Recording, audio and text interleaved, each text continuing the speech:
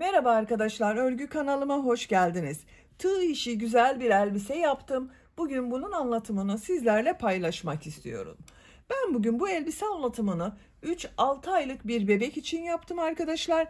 Ama siz bu elbise anlatımını yeni doğan bebek için yapabilirsiniz. 1, 2, 3, 4, 5 her yaş kız çocuklarınız için yapabilirsiniz.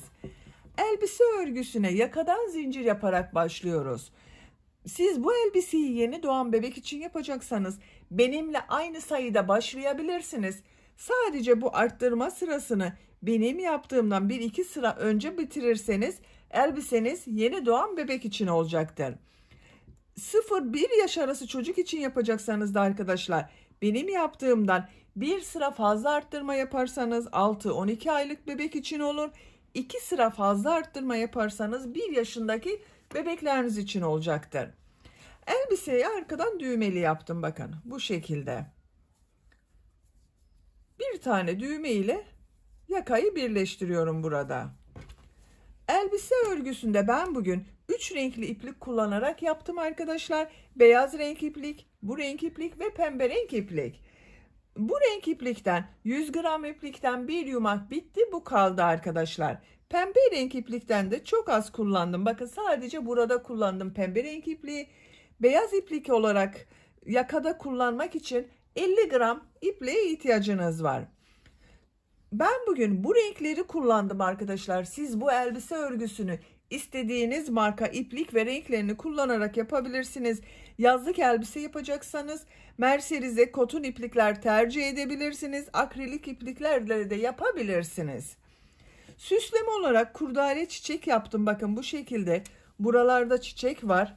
Bakın etek ucunda kurdale çiçeklerle süsledim. Yakasında da pembe renkli çiçekler yaptım. Bel örgüsünün buraya da kurdale taktım. Siz tercihinize göre bu kurdaleleri yapmayabilirsiniz veya farklı süslemeler yapabilirsiniz. Tığ olarak 5 numara 3 milimetre tığ kullandım. Elimin sıklığına göre bu tığı kullandım. Yumuşak bir elbise oldu arkadaşlar. Sizin eliniz sıkıysa benim yaptığımdan 1 numara veya yarım numara büyük tığları kullanabilirsiniz. 3,5-4 milimetre tığları kullanırsanız yaptığınız örgü daha yumuşak olacaktır. İpliği, tığı hazırlayalım. Hep birlikte bu güzel elbisenin örgüsüne başlayalım. Örgü kanalıma abone değilseniz abone olmayı unutmayın lütfen. Örgü kanalıma abone olmak ücretsiz. Örgü kanalıma ücretsiz abone olup orada bulunan zil şeklini dokunarak açık yaparsanız kanalıma videoyu yüklediğim zaman ilk önce size bildirim gelir. Örgülerimden herkesten önce sizin haberiniz olur. İzlediğiniz videolarıma beğeni ve yorumlarınızı yaparsanız çok sevinirim arkadaşlar. Hepinize kolay gelsin. İyi çalışmalar.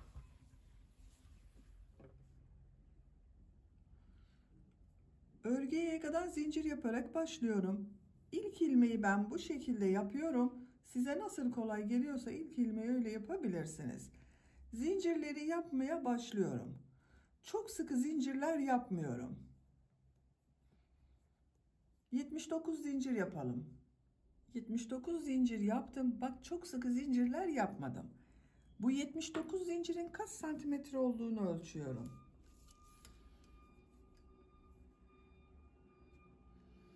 30 santimetre zincir uzunluğu var.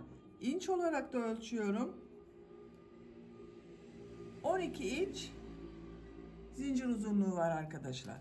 Benim elimin sıklığına göre 30 santimetre için 79 zincir yaptım.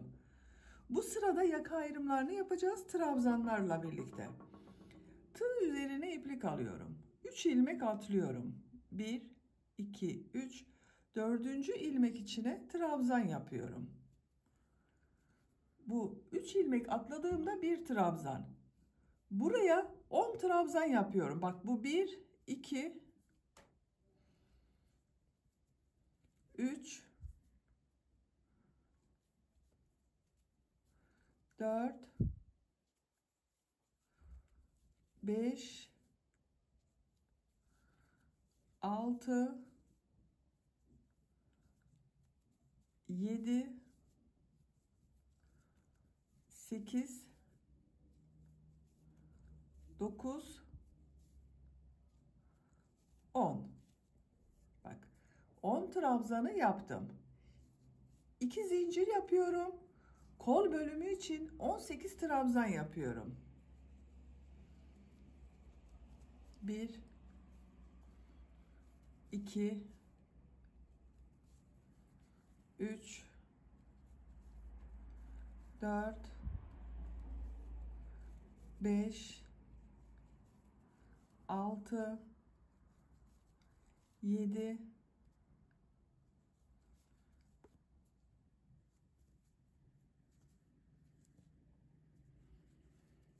8 9 10 11 12 13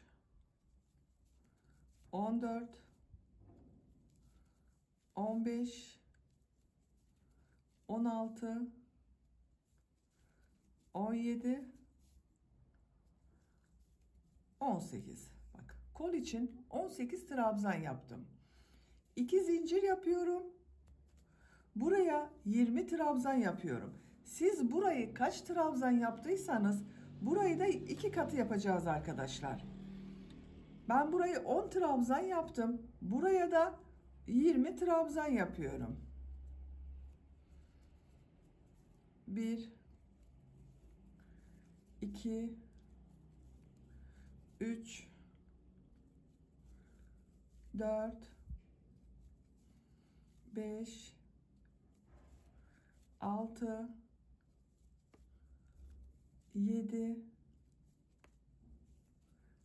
8 9 10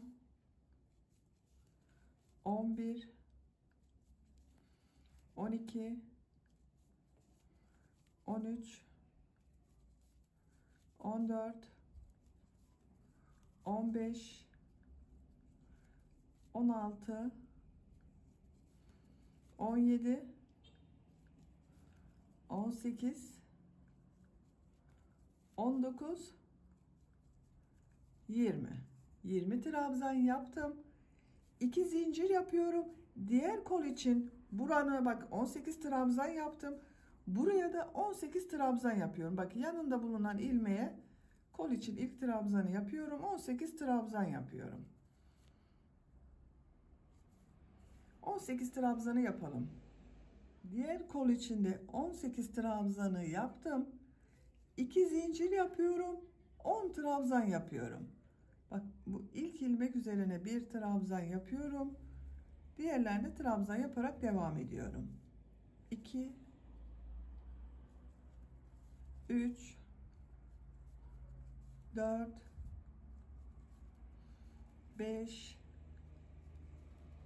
6 7 8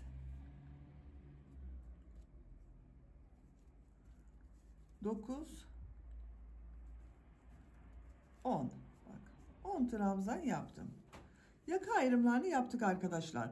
10 trabzan yaptım kollar için. 18 trabzan yaptım. Buraya da bak, bunun ikisinin toplamı 20 trabzan yaptım. İkinci sıradayız.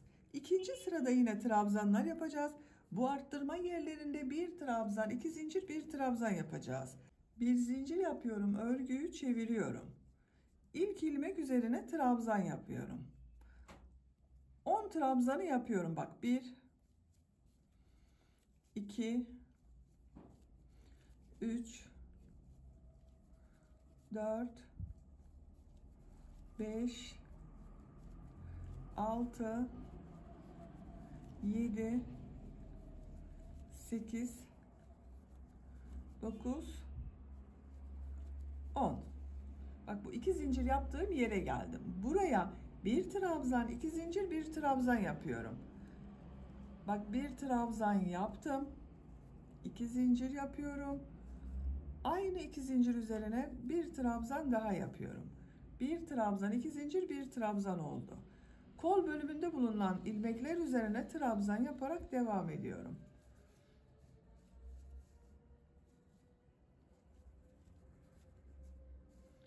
Buraya kadar devam edelim. Kol bölümünde bak trabzanları yaptım. 2 zincirli boşluğa geldim. Buraya yine bir trabzan, 2 zincir, bir trabzan yapıyorum.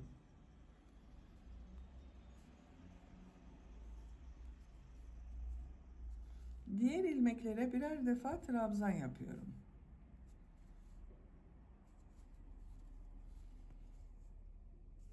Buraya kadar devam edelim. Trabzanları yaptım. Bu 2 zincir üzerine yine bir trabzan, 2 zincir, bir trabzan yapıyorum.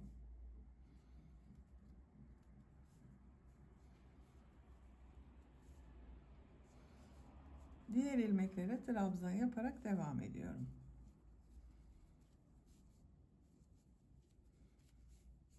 Buraya kadar devam edelim. Bu arttırma yerine yine bir trabzan, 2 zincir, bir trabzan yapıyorum.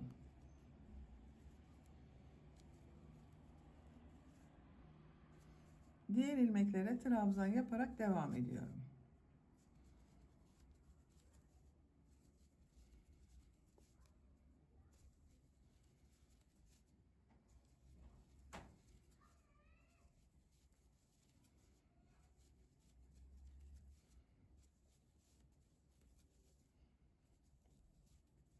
Bak sıra sonuna kadar yaptım. Burada 3 ilmek atlayarak yaptığım bir trabzan vardı. Bu son zincir üzerine bir trabzan yapıyorum. Bak burada da yine 2, 4, 6, 8, 10, 11 trabzan oldu. Sıra başında 11 trabzan oldu. 10 trabzan yaptık, bir arttırma yaptık. Burada da 11 trabzan oldu. Bakın arkadaşlar, yakanın şekli böyle. Arttırmalar artık bu bir trabzan, 2 zincir, bir trabzan şeklinde devam edecek. 3. sıradayım. Bir zincir yapıyorum, örgüyü çeviriyorum. İlk ilmek üzerine trabzan yapıyorum. Diğer ilmekleri de trabzan yaparak devam ediyorum. Buraya kadar devam edelim. Arttırma yapacağım yere kadar bak trabzanları yaptım. Bu 2 zincir üzerine bir trabzan, 2 zincir, bir trabzan yapıyorum.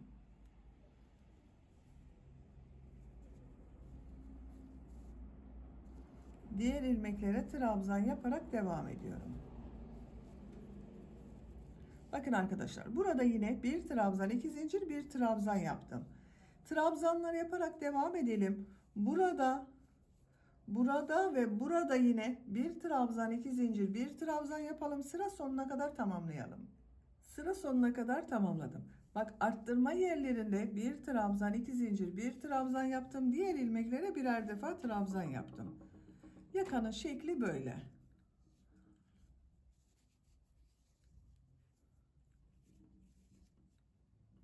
Bakın arkadaşlar, görüntüsü böyle oluyor.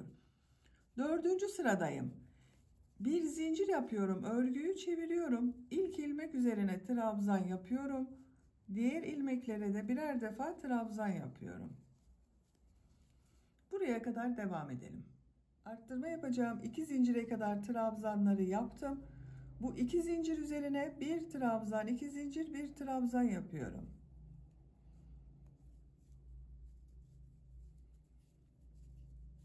Diğer ilmeklere birer defa trabzan yapıyorum. Bakın. Yakanın şekli artık bu şekilde devam edecek arkadaşlar.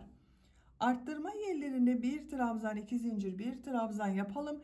Diğer ilmeklere birer defa trabzan yapalım. Yapacak olduğunuz çocuğun büyüklüğüne göre bu yaka sırasını her sırada arttırmalar yaparak 8, 9, 10, 11, 12 sıra olarak istediğiniz ölçüye kadar tamamlayalım gelelim. Yaka örgüsünü bu 4 yerden bir trabzan, 2 zincir, bir trabzan arttırmalar yaparak 9 sıra olarak tamamladım. Sayıyorum: 1, 2, 3, 4, 5, 6, 7, 8, 9. Santimetre olarak ölçüyorum. 9 santimetre yükseklik var. Benim ölçüme göre bu 9 santimetre yeterli arkadaşlar. Siz biraz büyük olsun istiyorsanız bunu 10-11 sıra olarak devam edebilirsiniz. Arttırmalara devam edebilirsiniz. Şu şekilde de görelim. Bakın, yakanın görüntüsü böyle oldu. 10. sırada kol bölümünü gövde bölümünden ayırıyorum. Artık gövdenin örgüsüyle devam ediyorum. kolları ayırmadan önce bak bu iki ucu birleştiriyorum. Tek parça olarak gövde yapıyorum arkadaşlar. Bak en son ilmek ile diğer tarafta bulunan şu ilk ilmeği ilmek kaydırma yaparak sırayı birleştiriyorum. Bakın tek parça oldu. 2 zincir yapıyorum. Örgüyü çeviriyorum. Bu ilk ilmek üzerine trabzan yapıyorum. Diğer ilmekleri de trabzan yaparak devam ediyorum. Buraya kadar devam edelim. Buraya kadar trabzanları yaptım. Bu arttırma yaptığım 2 zincir üzerine bak bu arka bölüm için 2 trabzan yapıyorum.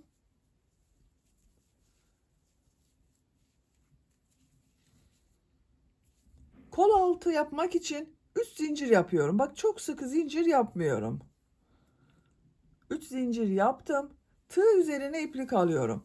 Kolda bulunan bütün ilmekleri atlıyorum. Bak bu 2 zincir üzerine ön bölüm için 2 trabzan yapıyorum.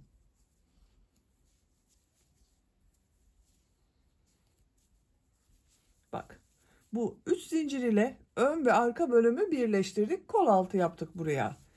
Diğer ilmekler üzerine birer defa trabzan yapıyorum.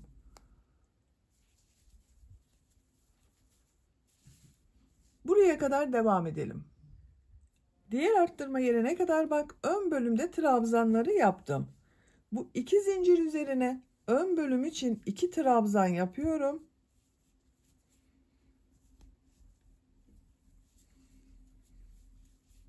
Kol altı için 3 zincir yapıyorum. Tığ üzerine iplik alıyorum. Kolda bulunan bütün ilmekleri atlıyorum. Bu 2 zincir üzerine arka bölüm için 2 trabzan yapıyorum. Diğer ilmeklere birer defa trabzan yapıyorum.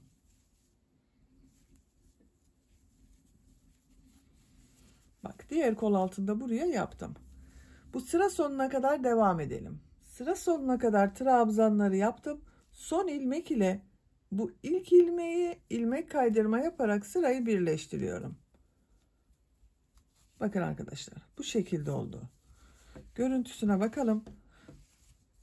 Bakın. Kol altları için 3'er zincir yaptım. Ön ve arka bölümü birleştirdim. Bir sıra daha beyaz renk iplik ile trabzan sırası yapıyorum. 2 zincir yapıyorum. Örgüyü çeviriyorum. İlk ilmek üzerine trabzan yapıyorum. Bu sırada her ilmek üzerine birer defa trabzan yapıyoruz. Bu 3 zincir yaptığımız yere kadar devam edelim. 3 zincir yaptığım yere kadar bak trabzanları yaptım. Burada zincirler üzerine de trabzan yapıyorum. Bak çok sıkı yapmayalım diye onun için söyledim arkadaşlar. Trabzan yapması kolay olsun diye. Bak 1 2 3 Diğer ilmeklere birer defa trabzan yapıyorum.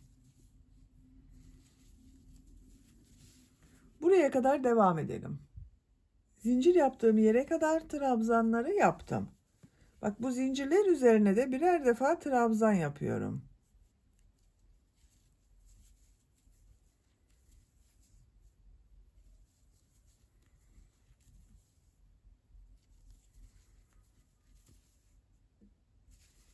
Diğer ilmeklere birer defa trabzan yapıyorum.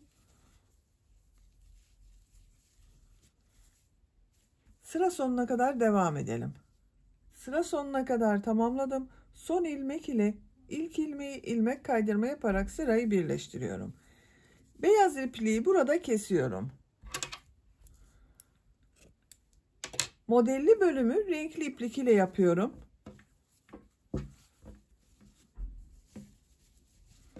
Bakın. Bu şekilde oldu. Bu renk bir iplik kullanıyorum arkadaşlar. Siz istediğiniz renk iplikleri kullanabilirsiniz.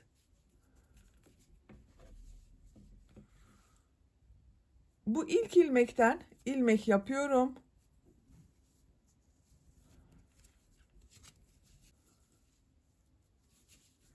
2 zincir yapıyorum.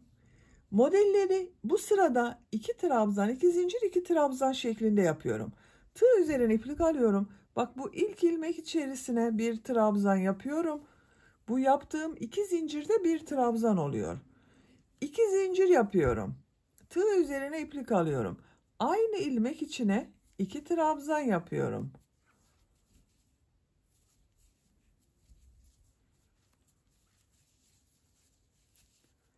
Tığ üzerine iplik alıyorum. 2 ilmek atlıyorum. Üçüncü ilmek içine 2 trabzan, 2 zincir, 2 trabzan yapıyorum.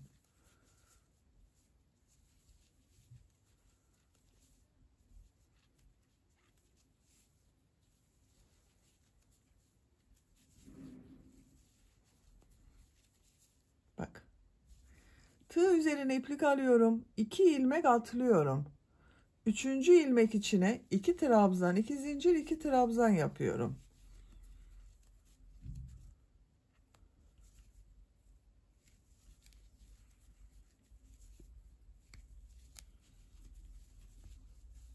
Bu şekilde.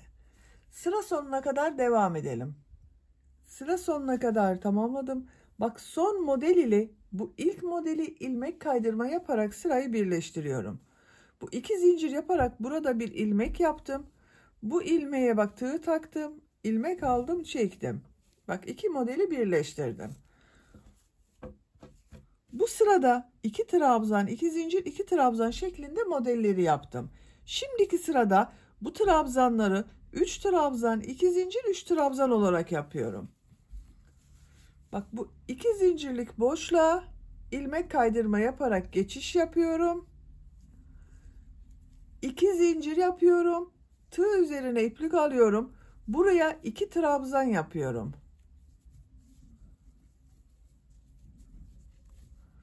Bak bu 2 zincirde 1 trabzan, 3 trabzan oldu. 2 zincir yapıyorum. Aynı bak boşluğa 3 trabzan yapıyorum.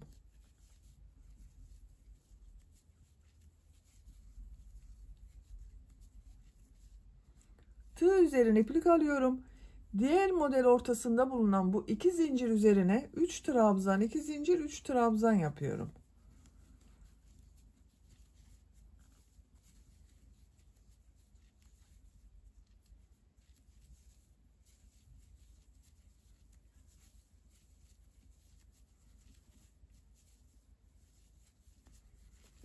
Bak 3 trabzan, 2 zincir, 3 trabzan yaptım. Tığ üzerine iplik alıyorum. Diğer model üzerine de 3 trabzan, 2 zincir, 3 trabzan yapıyorum.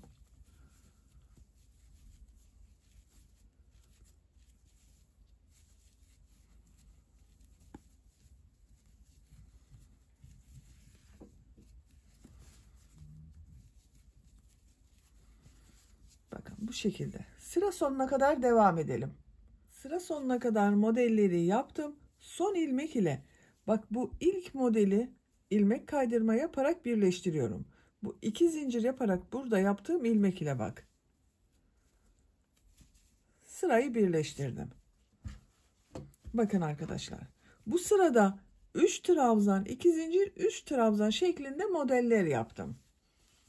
Artık elbisenin örgüsü bu model ile devam edecek.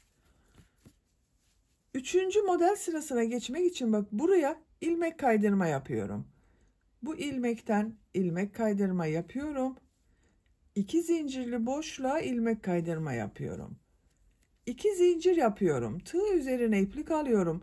Buraya 2 trabzan, 2 zincir, 3 trabzan yapıyorum.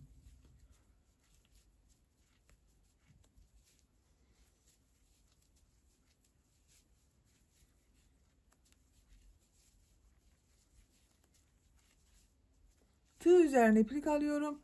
Diğer model ortasında bulunan 2 zincir üzerine 3 trabzan, 2 zincir, 3 trabzan yapıyorum.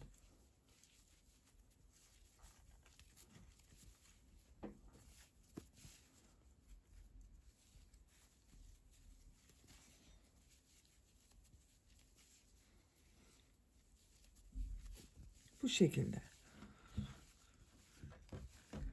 Elbisenin örgüsünü 3 trabzan, 2 zincir, 3 trabzan şeklinde modeller yaparak sırayı tekrarlayarak tamamlayalım. Elbisenin etek bölümünü 11 model sırası olarak yaptım arkadaşlar. 1, 2, 3, 4, 5, 6, 7, 8, 9, 10, 11.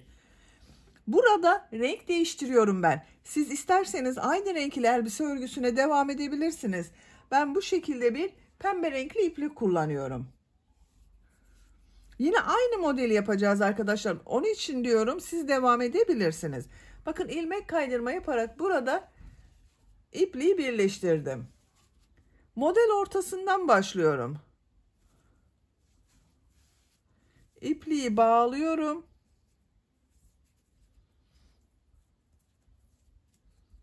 Buradan ilmek yapıyorum.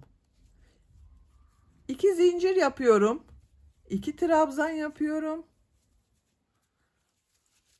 2 zincir yapıyorum. 3 trabzan yapıyorum.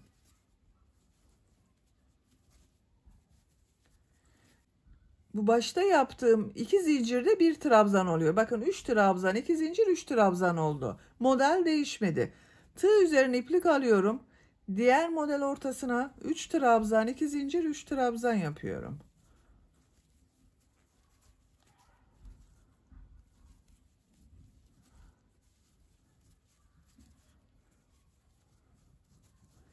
Diğer model ortasına yine 3 trabzan, 2 zincir, 3 trabzan yapıyorum. Bakın modeli bu şekilde devam ediyorum. Dediğim gibi siz kendi rengiyle de devam edebilirsiniz renk değiştirmeden. Bu şekilde etek örgüsüne devam edelim. Elbisenin etek örgüsünü 14 model sırası olarak tamamladım. Sayıyorum. 1, 2, 3, 4, 5, 6, 7, 8, 9, 10, 11, 12, 13, 14. Son 3 sırayı pembe renkli iplik ile yaptım arkadaşlar. Görüntü böyle oldu. Bakın sıra sonunda ilmek kaydırma yaparak sırayı birleştirdim. İpliği kestim. Bu etek yüksekliğini tercihinize göre siz daha uzun veya daha kısa yapabilirsiniz. Bu son sırada bu renk ile farklı bir model yapıyorum. Yine aynı modeli yapacağız ama pıtırcıklı model olarak yapıyorum. Bu renk iplik ile devam ediyorum. Bakın birleştirme yaptığım bu ilmekten bir ilmek yapıyorum. Bir defa bağlıyorum. Şuradan ilmek yapıyorum. Bir zincir yaptım. Tığ üzerine iplik alıyorum. Bu model ortasına bak 2 zincir var. Bunun üzerine 4 trabzan yapıyorum. 1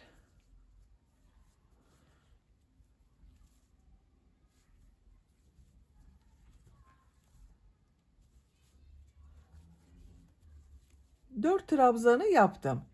2 zincir yapıyorum.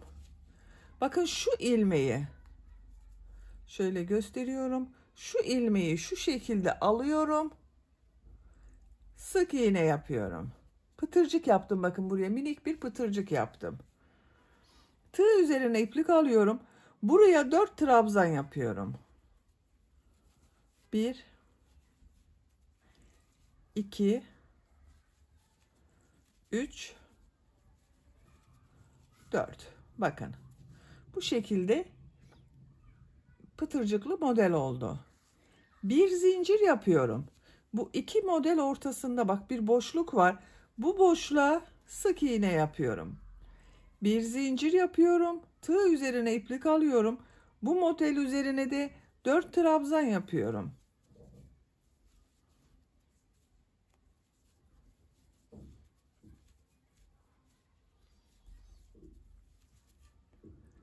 Dört trabzan yaptım. 2 zincir yapıyorum.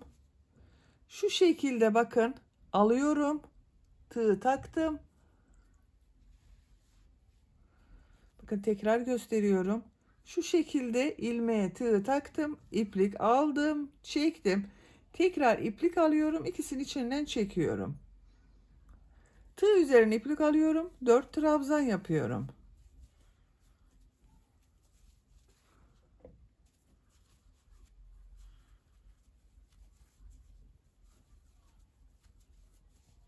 İkinci modeli tamamladım.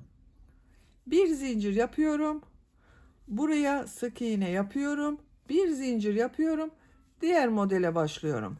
4 trabzan yapıyoruz. 2 zincir yapıyorum. Pıtırcık yapıyorum. 4 trabzan yapıyorum. Görüntü böyle. Sıra sonuna kadar devam edelim. Sıra sonuna kadar modelleri tamamladım. Bu son ilmeği burada yaptığım, bakın bu ilmek ile ilmek kaydırma yaparak birleştiriyorum. Şu şekilde bakın, tığa taktım.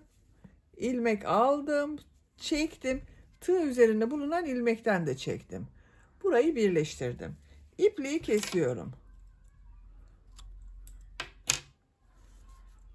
İçinden çektim. Bakın.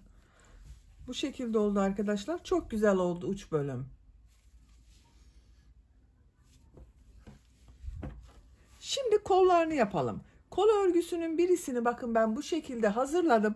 Diğer kol örgüsünü sizinle birlikte yapalım. Minik pıtırcık modelleri yapıyorum buraya bakın. Kol altından başlıyorum. Şu şekilde bir ilmek yapıyorum. 2 zincir yapıyorum. Aynı ilmek içine sık iğne yapıyorum. Bir ilmek atlıyorum. İkinci ilmek içine bir sık iğne, 2 zincir, bir sık iğne yapıyorum. Bir ilmek atlıyorum. İkinci ilmeğe bir sık iğne, 2 zincir, bir sık iğne yapıyorum.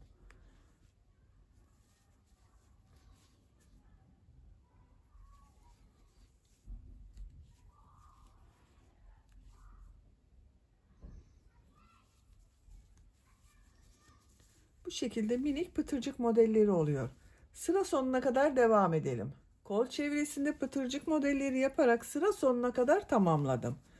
Bakın son modeli ilk yaptığım bu ilmek ile ilmek kaydırma yaparak birleştiriyorum. İpliği kesiyorum. Kolun örgüsünü böylece tamamladık. Bakın arkadaşlar, görüntü böyle oldu. Diğer kolun örgüsünü ben yaptım. Siz aynı şekilde bu kolu yaptığımız gibi diğer kolun örgüsünde yapabilirsiniz. Yaka çevresinde de bir sıra sık iğne yapmak istiyorum. Bakın, arka bölümden başlıyorum. Buraya bir düğme iliği yapıyorum arkadaşlar. Buraya düğme dikeceğiz.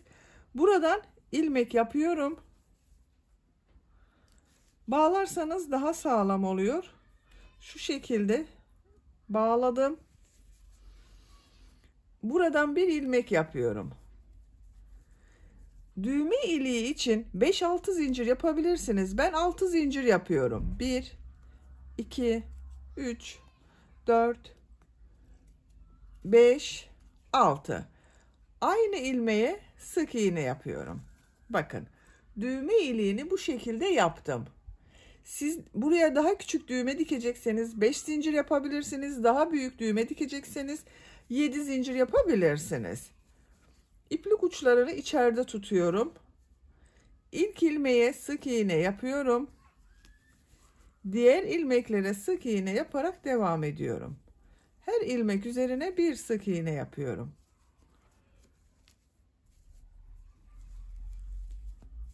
Bu şekilde arkadaşlar. Sıra sonuna kadar devam edelim. Yaka örgüsünde sıra sonuna kadar bakın sık iğne yaptım arkadaşlar. Görüntü böyle oldu. İpliği burada kesiyorum.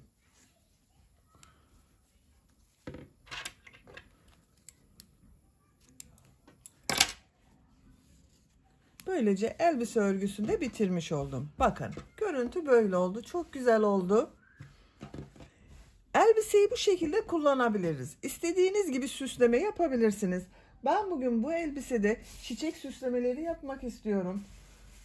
Bakın, böyle hazır kurdaleden yapılmış çiçeklerim var.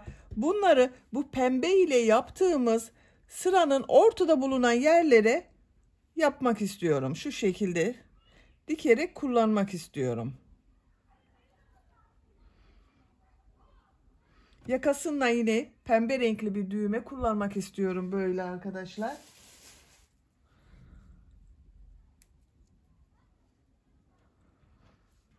Siz de bu elbiseyi istediğiniz gibi süsleyebilirsiniz. Bitmiş olarak size ölçülerini söylüyorum. İlk önce gövde genişliğini ölçelim. Bakın, bu kol altından gövde genişliğini ölçüyorum. 23 santimetre. Yüksekliğini ölçüyorum. Kol altından yükseklik 24 santimetre. Omuzdan itibaren tam yüksekliğini ölçüyorum. 35 santimetre. Bu ölçüde 3-6 aylık bebek için güzel bir ölçü oldu. Siz bu etek yüksekliğini tercihinize göre daha uzun veya daha kısa da yapabilirsiniz. Bu arka bölüme de bakın burada yaptığımız düğme iliğinin buraya denk gelecek şekilde bir düğme dikebilirsiniz arkadaşlar. Örgü anlatımının sonuna gelmiş oldum. Beni dinlediğiniz ve izlediğiniz için hepinize çok teşekkür ederim. Örgü kanalıma abone değilseniz abone olmayı unutmayın lütfen. Örgü kanalıma abone olmak ücretsiz. Örgü kanalıma ücretsiz abone olup orada bulunan zil şeklini dokunarak açık yaparsanız kanalıma video yüklediğim zaman ilk önce size bildirim gelir. Örgülerimden herkesten önce sizin haberiniz olur. İzlediğiniz videolarıma beğeni ve yorumlarınızı yaparsanız çok sevinirim arkadaşlar. Sizlerle yeni örgülerde görüşmek dileğiyle. Hoşça kalın, sevgiyle kalın.